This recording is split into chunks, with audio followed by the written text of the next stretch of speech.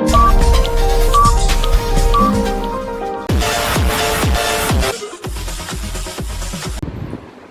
Morning friends. હવે આપણે વિજ્ઞાનમાં બેઝિક માહિતી જે હતી આપણી, એ દરેક બેઝિક માહિતી આપણી કમ્પ્લીટ થઈ છે. હવે આપણે ચેપ્ટર પહેલા તરફ આગળ વધીએ. પહેલા ચેપ્ટરનું નામ છે રાસાયણિક પ્રક્રિયાઓ અને નિપજ. આપણે આગળ જોઈ ગયેલા કે પ્રક્રિયકો, પ્રક્રિયા, નિપજ કોને કહેવાય, સમીકરણ સંતુલિત કેવી રીતે કરવું, સમીકરણ કઈ રીતે બનાવવું, એ દરેક માહિતી આપણે આગળ કરીએ. હવે આપણે ચેપ્ટર પહેલામાં રાસાયણિક પ્રક્રિયાઓ અને નિપજ ની શરૂઆત કરીએ છીએ. એમાં પહેલો પ્રશ્ન છે કે આપણા રોજિંદા જીવનમાં, આ ઘણી વખત 2 માર્ક્સમાં પ્રશ્ન પૂછાઈ શકે કે આપણા રોજિંદા જીવનમાં કઈ કઈ રાસાયણિક પ્રક્રિયાઓ જોવા મળે છે. તો એમાં પહેલો પોઈન્ટ છે કે ઉનાળામાં ઓરડાના તાપમાને દૂધ જલ્દીથી બગડી જાય છે, જેને આપણે કહીએ છીએ દૂધ ફાટી જાય. એટલે ઉનાળામાં આપણે દૂધને શું કરીએ છીએ તો કે ફ્રીજમાં મૂકીએ. જ્યારે આ જ ક્રિયા શિયાળામાં કરવાની જરૂર નથી, કારણ કે શિયાળામાં તાપમાન કેવું હોય છે, નીચું હોય છે. બીજું છે લોખંડની વસ્તુને હવા, પાણી કે ભેજના સંપર્કમાં આવે ત્યારે તેને કાટ લાગે છે. આ એક મહત્વનો પોઈન્ટ છે. આઈએમપી સવાલનો એક સવાલ, જેને કહેવામાં આવે છે, બીજી ભાષામાં કેવું હોય તેને કહેવામાં આવે છે ક્ષારણ, એટલે કે કાટ લાગવું.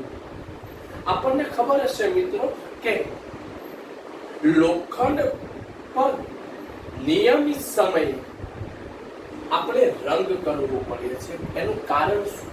તો લોખંડની સપાટી જ્યારે હવા, પાણી કે ભેજના સંપર્કમાં આવે ત્યારે તેને કાટ લાગે છે.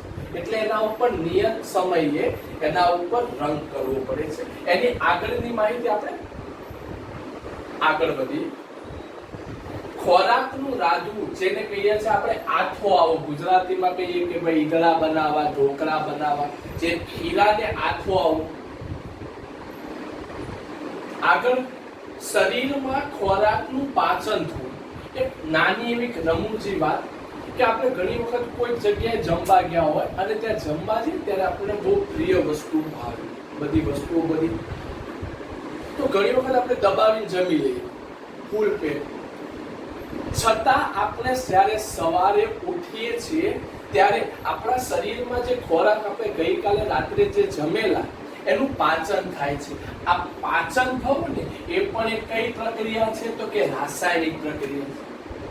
બીજી પ્રક્રિયા છે શ્વાસોશ્વાસની પ્રક્રિયા. આ દરેક પ્રક્રિયા, જેવું કે દૂધ બગડી જાય, હવા, પાણી કે ભેજની હાજરીમાં લોખંડની વસ્તુને કાટ લાગે, જેને ક્ષારણ કહેવામાં આવે છે. ખોરાકનું રાંધવું, જેને આથો આવો કહીએ છીએ આપણે. શરીરમાં ખોરાકનું પાચન થવું, શ્વાસોશ્વાસની પ્રક્રિયા. આ બધા જ જે ઉદાહરણ છે, આવા ઘણા ઉદાહરણ લઈ શકાય. આ બધા જ જે ઉદાહરણ છે એ કઈ પ્રક્રિયાના છે તો કે રાસાયણિક પ્રક્રિયા, જે આપણા રોજિંદા જીવનમાં રોજબરોજ જોવા મળે છે. હવે આ એક નાનો એવો બેઝિક સવાલ કહેવામાં આવે છે. હવે આગળ વધીએ તો આ ચેપ્ટરમાં એક મહત્વના ટોપિક છે. એમાં પહેલો ટોપિક છે સંયોગીકરણ પ્રક્રિયા. આની ડિટેલમાં માહિતી આપણે આગળના વિડીયોમાં જોઈશું. બીજી પ્રક્રિયા છે વિઘટન પ્રક્રિયા. ત્રીજી વિસ્થાપન પ્રક્રિયા. ચોથું દ્વિવિસ્થાપન પ્રક્રિયા. પાંચમું ઓક્સિડેશન અને રિડક્શન પ્રક્રિયા. છઠ્ઠું રેડોક્સ પ્રક્રિયા. અને સાતમું છે ક્ષારણ. આ એક મહત્વના પોઈન્ટ, દરેક પોઈન્ટ કયા કયા તો કે સંયોગીકરણ પ્રક્રિયા, વિઘટન પ્રક્રિયા, વિસ્થાપન, દ્વિવિસ્થાપન, ઓક્સિડેશન અને રિડક્શન પ્રક્રિયા, રેડોક્સ પ્રક્રિયા, ક્ષારણ. આ દરેક ટોપિક એકદમ ઈઝી. આ દરેકની ખાલી વ્યાખ્યા આવે તો દરેક સમીકરણ તમે જાતે બનાવી શકો, પણ આ સમીકરણ બનાવવા માટે આગળ શીખેલા દરેક બેઝિક માહિતી તમને ક્લિયર હોવી જોઈએ. તો હવે આ દરેક ટોપિક વિશે આપણે આગળના વિડીયોમાં ચર્ચા કરીશું. ચાલો વિદ્યાર્થી આગળ વધીએ. હવે આપણે આઈએમપી ટોપિકનો પહેલો ટોપિક છે સંયોગીકરણ પ્રક્રિયા. એટલે શું? ઉદાહરણ આપી સમજો. સંયોગીકરણને ગુજરાતીમાં કેવી રીતે સમજાવે? શોર્ટમાં સમજાવો. સંયોગીકરણ એટલે એનું બીજું નામ છે સરવાળો. શું કહેવામાં આવે? તો કે સરવાળો. તો કોનો સરવાળો કરવો છે? તો આપણે આગળ બેઝિક માહિતીમાં ભણ્યા હતા કે પ્રક્રિયકો આ રીતે કરી લો આપણે કે પ્રક્રિયકો કઈ બાજુ હોય? તો કે તીરની ડાબી બાજુ. તો નિપજ ક્યાં હોય? તો કે તીરની જમણી બાજુ. ચલો તો પહેલાની વ્યાખ્યા જોઈએ, પછી આપણે ઉદાહરણ જોઈશું તો તરત ખબર પડશે.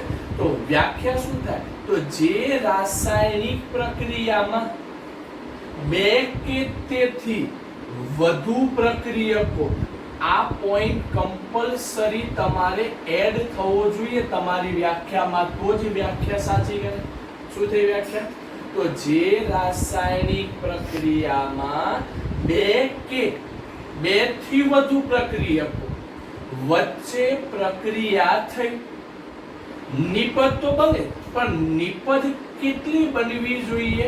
તો કે એક જ નિપજ બનતી તો તેવી રાસાયણિક પ્રક્રિયાને કઈ પ્રક્રિયા કહેવામાં આવે છે? તો કે સંયોગીકરણ પ્રક્રિયા. ફરીથી જોઈએ વ્યાખ્યા. તો જે રાસાયણિક પ્રક્રિયામાં પ્રક્રિયકો કેટલા જોઈએ? બે હોય તો પણ ચાલે, કાં તો બે કરતા વધારે પણ ચાલે, પણ એક ચાલશે નહીં. તો જે રાસાયણિક પ્રક્રિયામાં બે કે તેથી વધુ પ્રક્રિયકો વચ્ચે પ્રક્રિયા થઈ, નિપજ બને, પણ નિપજ કેટલી બનવી જોઈએ? તો કે એક જ નિપજ બનતી હોય તો તેવી રાસાયણિક પ્રક્રિયાને કઈ પ્રક્રિયા કહેશો? તો કે સંયોગીકરણ પ્રક્રિયા. તમે તમારી રીતે કોઈ પણ ઉદાહરણ બનાવી શકો.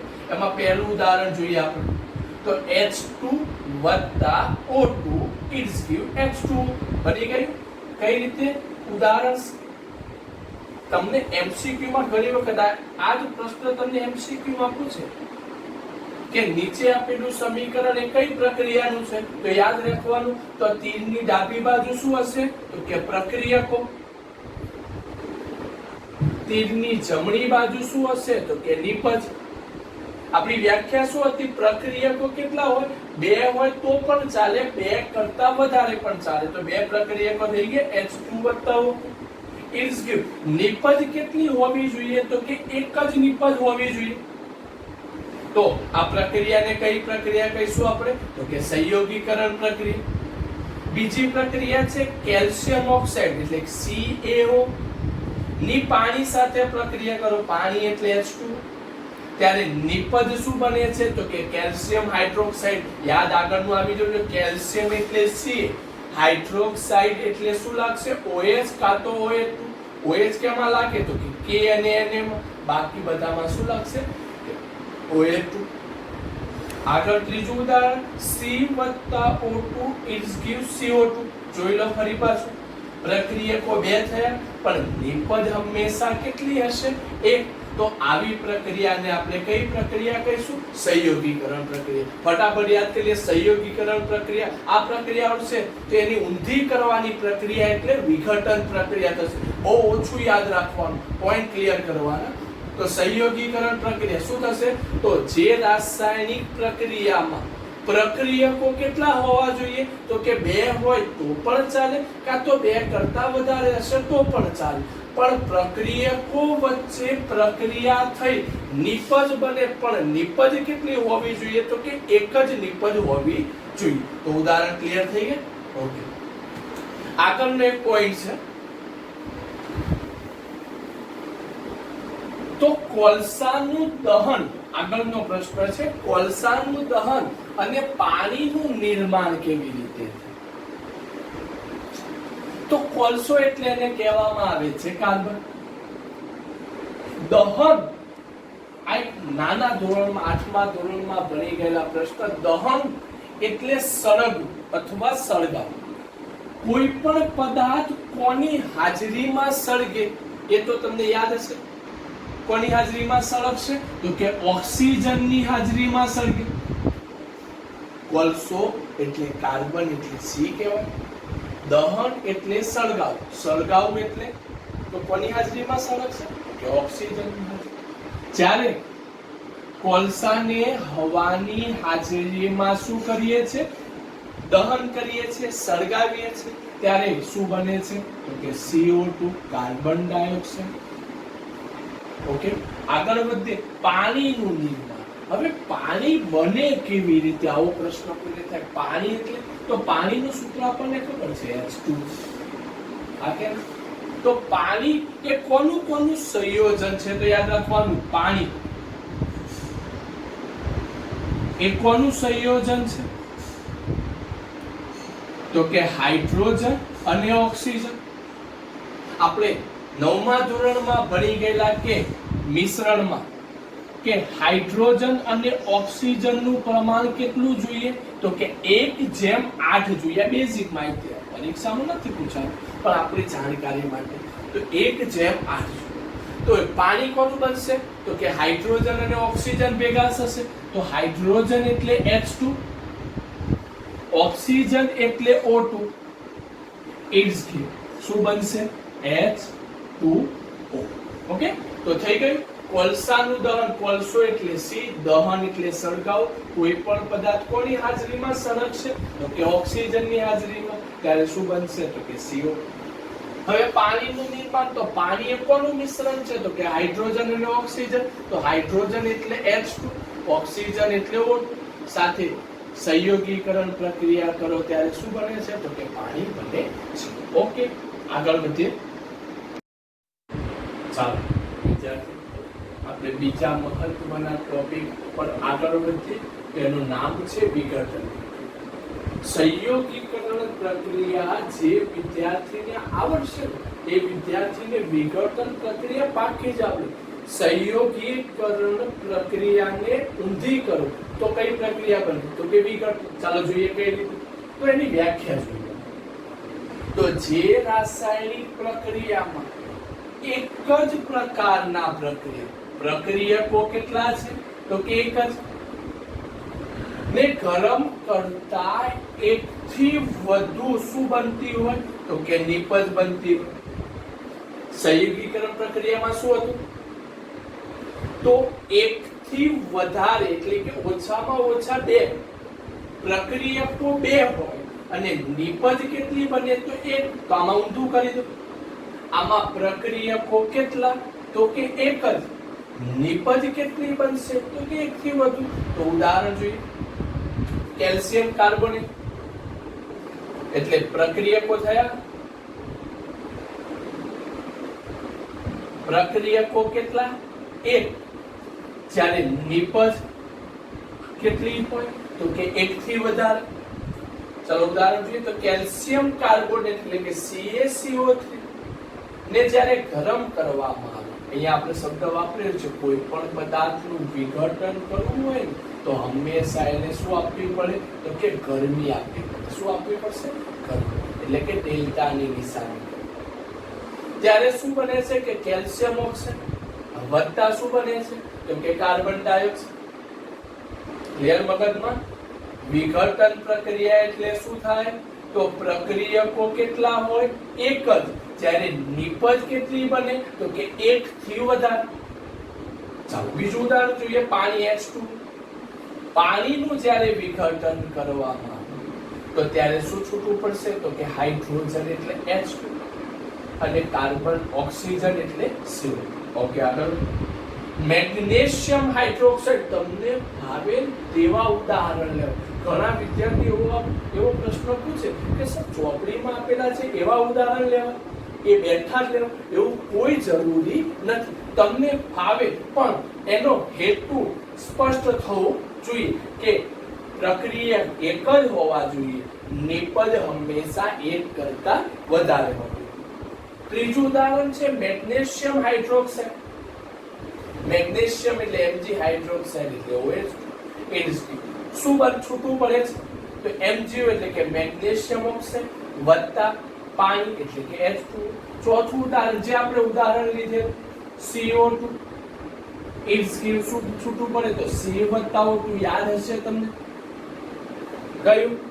તો કે સંયોગીકરણ પ્રક્રિયામાં જે ઉદાહરણ લીધેલા એ દરેક ઉદાહરણને તમે ઉલટા કરી દો તો કઈ પ્રક્રિયા બનશે? વિઘટન. તો યાદ રહેશે. તો સંયોગીકરણ પ્રક્રિયા તમને કોઈ કે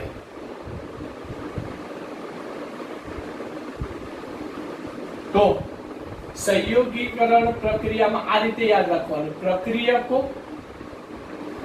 ઇટ્સ ગીવ નિપજ. તો સંયોગીકરણ પ્રક્રિયામાં પ્રક્રિયકો કેટલા જોઈએ? તો 2 કે તેથી વધુ. જ્યારે નિપજ કેટલી બને? તો ફક્ત એક જ નિપજ બને. આ કઈ પ્રક્રિયા હતી? સંયોગીકરણ. તો વિઘટન પ્રક્રિયા હોય તો ઊંધું કરી દો. જો આ ઉદાહરણ પરથી